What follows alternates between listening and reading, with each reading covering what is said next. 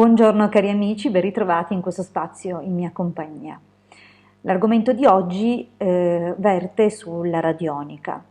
Sappiamo appunto che la radionica è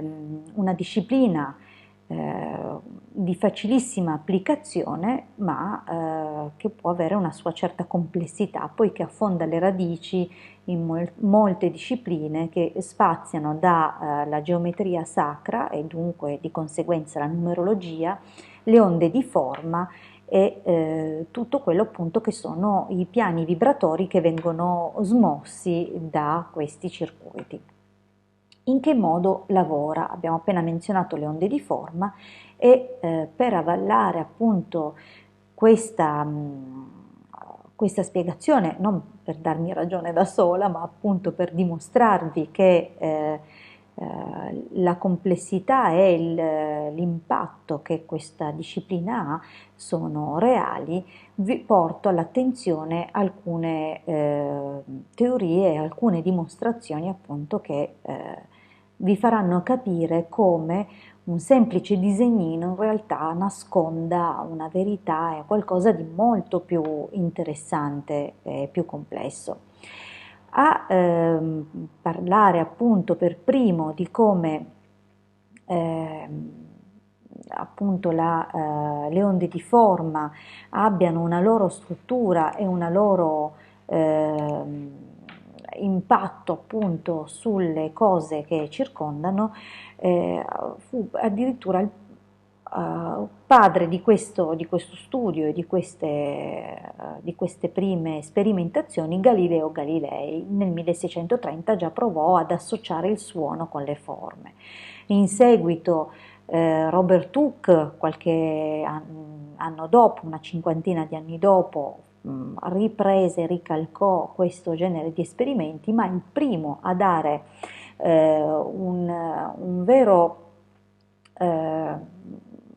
testo alle stampe e a parlare in modo proprio sistematico di questi argomenti fu Ernst Chladni, che appunto nel XVIII secolo dimostrò come dei suoni, soprattutto i piatti, utilizzava appunto le percussioni e altre cose posizionati su una superficie, posizionando appunto su una superficie un materiale inizialmente farina, poi si perfezionò con della sabbia fine, allo stimolo sonoro assumevano delle forme. Ancora oggi potete trovare delle tavole che furono appunto date alle stampe dove vengono mostrate molteplici figure. La cosa che rendeva il tutto molto più attendibile e credibile e addirittura sicuramente con un peso scientifico era il fatto che alla stessa stimolazione corrispondeva una stessa figura, dunque c'era un qualcosa di ripetibile, non era casuale.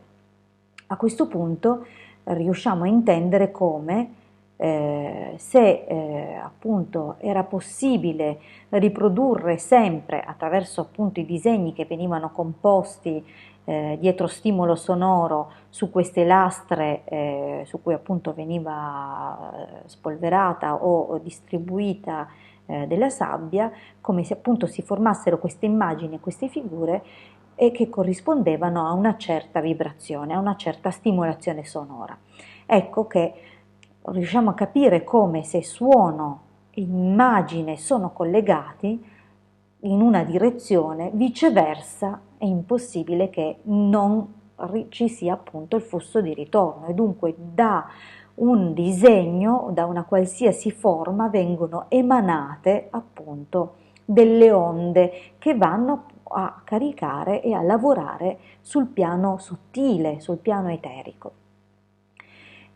Questo ci pone dunque tutta una serie di riflessioni, che vanno ben oltre la radionica e che dunque ci fanno guardare un po' intorno a noi e capire come effettivamente altre discipline che parlano della pulizia dello spazio, dell'ordine e come possono essere il Feng Shui, discipline affini che appunto spiegano come quello che ci circonda appunto può influenzarci positivamente e negativamente, ci rendiamo conto appunto di essere di fronte a un disegno molto più grande di quello che siamo in grado di accettare a livello eh, razionale. Ma questo non toglie però che abbiano un grandissimo influsso su di noi e che possano appunto influire e essere utilizzati in modo specifico proprio per ottenere dei risultati. Abbiamo dunque appena visto, vi invito comunque appunto ad andare a cercarvi le tavole di Ernst Chladni e di farvi un'idea di come non solo possano avere appunto un'influenza su di noi, ma anche come appunto il suono abbia un valore grandissimo, ma viceversa anche qualsiasi onda di forma, qualsiasi geometria vuol dire appunto che emette un suono o comunque una vibrazione paragonabile al suono. Ecco che appunto, come già abbiamo analizzato più volte, tutto quello che ci circonda, le persone che ci circondano, gli ambienti, i luoghi, gli oggetti interagiscono con il nostro piano sottile, con il nostro astrale, con il nostro corpo eterico e lo possono influenzare, che ci piaccia o meno. Dunque diventa estremamente importante capire non solo come possiamo riordinare lo spazio fuori di noi, ma anche dentro di noi. È chiaro che quando noi applichiamo queste onde su un testimone, noi stiamo influenzando con delle armoniche specifiche quel soggetto attraverso appunto il suo testimone. Vediamo appunto quanto siano intrecciate fra loro le tante discipline e come appunto la maggiore consapevolezza e competenza che noi possiamo acquisire ci permetta di agire in modi sempre più mirati e risolutivi. Fermo restando che ad aggiungersi a questo valore già immenso che sono i circuiti,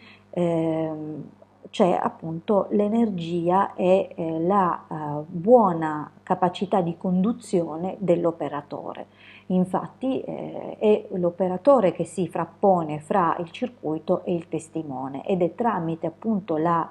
pulizia dell'operatore che si ha una maggiore o minore efficacia dei trattamenti. Un altro aspetto che comunque va considerato sempre riguardo appunto ai trattamenti radionici e alle onde di forma c'è la capacità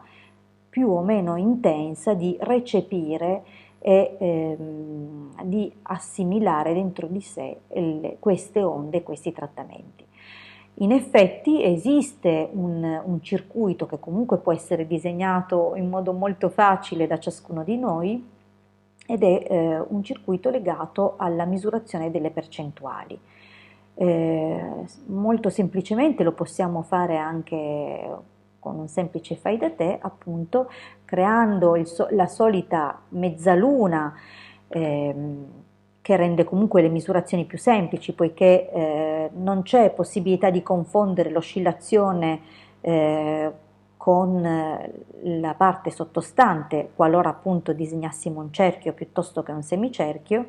e strutturare appunto su questo semicerchio una serie di spicchi e di possibili opzioni di scelta che vanno dallo 0 al 100. In questo caso avremo tutta la scala percentuale e posizionando appunto anche delle tacche a distanza regolare per magari fare un range di 5%, così da avere appunto dallo 0 al 100% con delle variazioni intermedie 5, 10, 15 eccetera.